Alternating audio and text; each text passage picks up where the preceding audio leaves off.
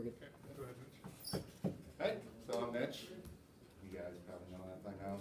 I'm going to talk about CTE, concussions today, because I'm a joyful guy. So I'm going to talk about my first concussion. Who's had a concussion here, first of all? Have fun, eh? Oh, yeah. And if you haven't had a concussion yet, I wouldn't recommend. I don't know if it's, yeah, no. So my first concussion, just a little light, started off light. Anybody been to Blackie or heard of Blackie, Alberta? For those of you, 2, 3.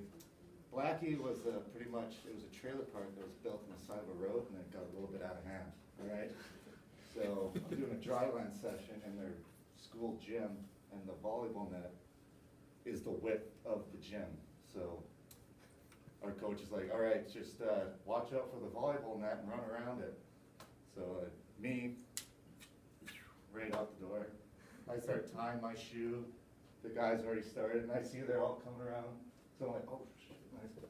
Boom, clothesline myself on the volleyball net, smoke my head. Apparently my eyes were open, I don't remember a thing, and I was just a little googly eyed. I woke up, came to the bathroom, saw my coach just laughing at me.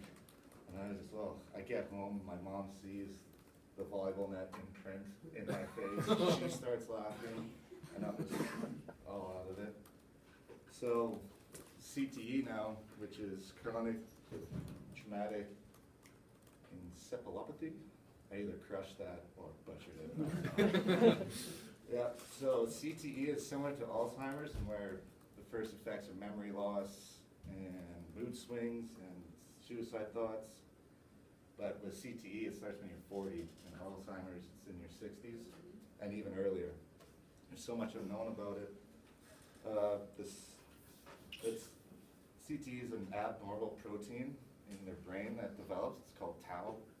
And doctors, they see the tau, they know where it is, and they know how much it affects you based on how much tau there is.